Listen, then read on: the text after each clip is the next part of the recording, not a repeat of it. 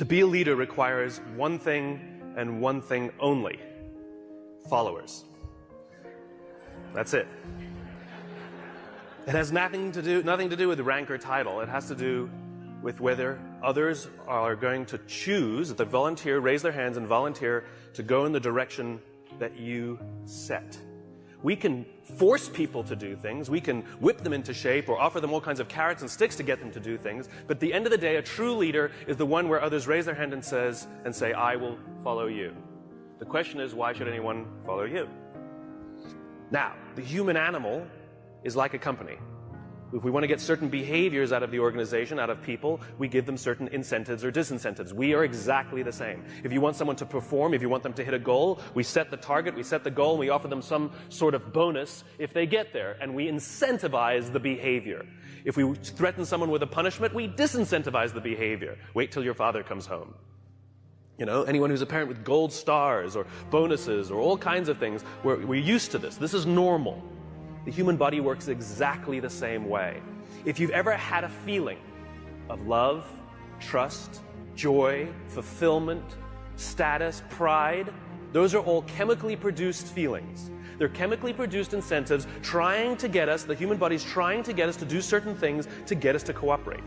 Tangible matters.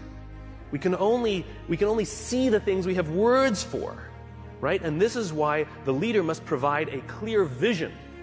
Why are we doing this? Why are we in business in the first place? What is the point of growing the company that you're growing? Everybody talks about, what's your growth?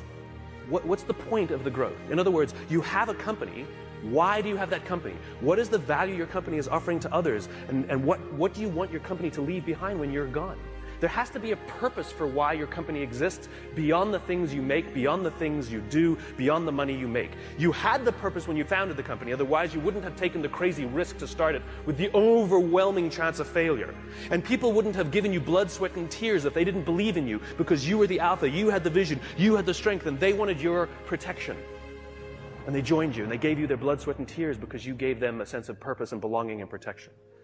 You have to know why you do what you do, and this is what the leaders do. And the more they can put it into words, the clearer they can put it into the words, the more we can see it. Again, we can only see the things we have words for. And so when you can put these things into words, other people can see them. I have a dream. Martin Luther King put into words the vision, seeing, he had. The rest of us could see it too, and now could focus all of our attention, all of our efforts on getting it done. And every metric, and this is the purpose of metrics, every metric we use it's not about the metric. Metrics are supposed to measure progress. In other words, each metric is the tree getting a little bigger. Each metric is us getting a little closer to the gazelle. We get another little shot of dopamine. Each metric shows us that we're getting closer to the vision. It's not just about the numbers at the end of the year. How did we do? We're up. Good. Towards what? Towards what? We don't know what we're getting closer to. And it makes work unfulfilling. Don't know what we're working towards. Dopamine.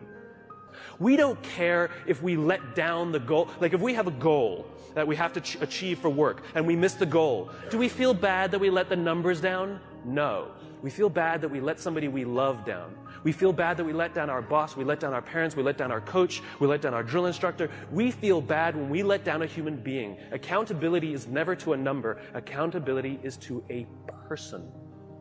And if there is no relationship with the person who's supposed to look after us and the person we're supposed to be working for, then we don't feel accountable. And this is where leadership becomes really, really important. You see, when we give selflessly to those in our tribe, offering them protection, because that's all anybody wants at work. They want to feel safe, comfortable, protected. Think about it as a parent. You know, back in those days, there were no countries, there were no corporations, there were no companies. They didn't exist. There's only one thing that pre-existed all of those things. The family. That's all we had. Each other. Think about it. What do we say to our children? You don't get to choose your children. Some of them are funny looking. Some of them not that smart. Okay? Those are the kids you got. Sorry. You get to pick your employees, but you don't get to pick your children, and yet it doesn't matter who your kids are, whether they're the best looking or not, whether they're the smartest or not, whether they're strongest or not. You give them undying love. And you don't point out their weaknesses if you're a good parent. You point out their strengths if you're a good parent. You encourage them to do the things that they're good at. And you hold them up, and sometimes you let them fail and learn for themselves, and sometimes you discipline them, and sometimes you prop them up, and sometimes you push them, and sometimes you let them go. And more than anything else, all we want for our children is to achieve more than we could have achieved. And we will do that by providing them support, a feeling of safety, a feeling of protection. Well, guess what? It ain't no different at work. Stop saying our company is like a family. It is a family. And you are the mother and you are the father. And the minute you hire someone, you must give them undying love, and you must work tirelessly to see that they can achieve more than you could ever have imagined yourself achieving. Those are the best leaders.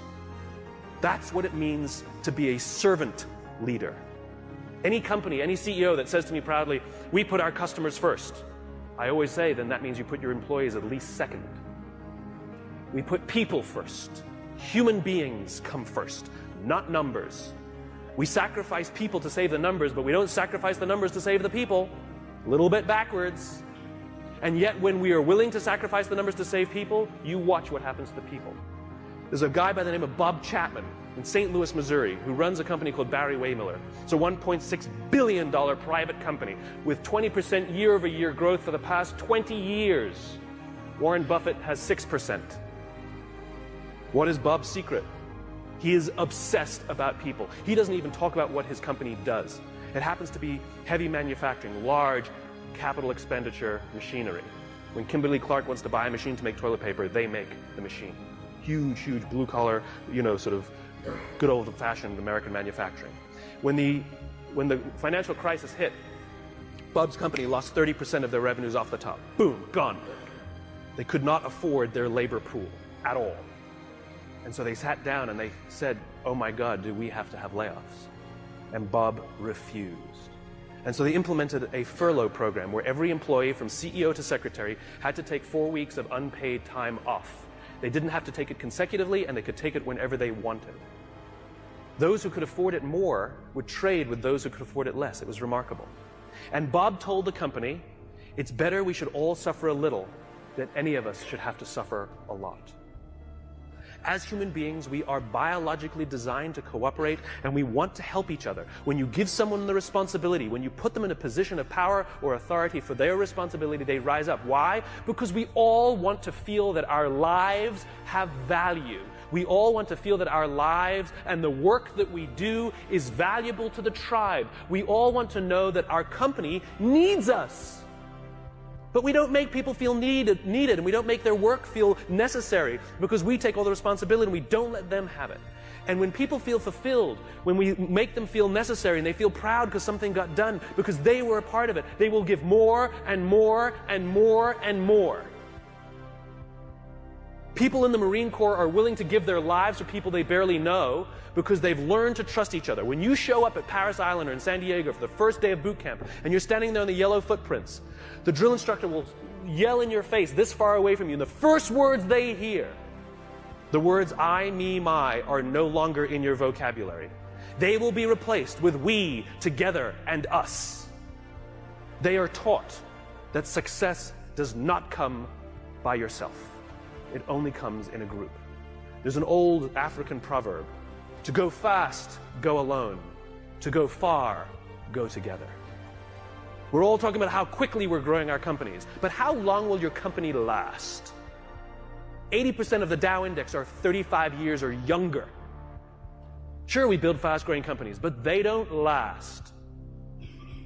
I watched it. I went to the Crucible and watched these Marines. The Crucible is their final test before they become Marines. They're out for 56 hours. They get 3 meals, a total of 8 hours sleep the entire time. They're exhausted, they're tired, they're dirty, they're working hard. And you watch a fire squad of 4 guys making their way under barbed wire and shots fired and all of this mayhem and dirt and sand, and it's crazy. And they're dragging themselves across the dirt. And one of the guys is tired and starts falling back, but they have to achieve the mission. They've got to get to the other side. But what do? They stop, they go back, they grab his webbing, and they pull. They slowed themselves down because they'd rather slow down with all 4 than go fast with 3. To go fast, go alone. To go far, go together. The next time somebody says, what are your goals? Stop saying to increase top-line revenues by $1 million or $10 million or whatever you want to do next year. And start saying, we're building a company that's going to last 100 years. Watch the changes that happen inside the company. Devote yourself not to firing people, but to give them an opportunity to contribute. And if they fail, help them up. And if they fail, help them up. And if they fail, help them up. And if you really think they're incompetent and you really don't believe they fit your culture, why did you hire them? Because of their resumes or because they belong? We should treat hiring like adopting a child. We don't adopt children by saying, well, I'd like a blonde-haired, blue-eyed kid, yay high, and I want to make sure that they've done well in preschool before I take them. Well, that's how we hire people. I'm looking for somebody with experience in our industry, with at least 5 years, with this kind of, oh, you meet it, we'll take you.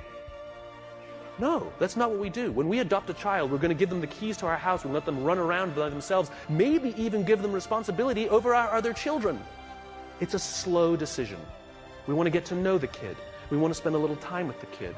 See if they would fit in our family, if our other kids would get along with them. Hiring is exactly the same. You cannot judge the quality of a company by the good times. We cannot judge the quality of a crew when the seas are calm. We judge the quality of a crew when the seas are rough. And numbers will never come to your aid. Ever. People will. If things are going great and everything's growing and you feel that everyone's disposable, guess what? They think the same about you. It's reciprocal. It's always balanced. Time and energy. Roam the halls. Implement policies where if you have something to say somebody, not just the exchange of information, if you want to pay someone a compliment, if you want to ask somebody a question about their work, not about some fact like what time's the meeting, you do not send emails. You stand up, you walk the 35 feet, and you walk into their office and say, hey, quick question for you. That thing that you did for the client, can you just tell me a little more about it because I have a client meeting?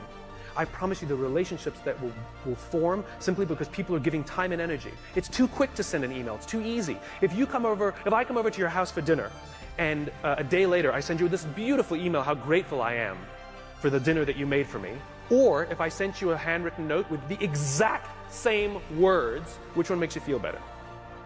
The handwritten note. It's not the words. It's not the intention. It's the time and energy we take.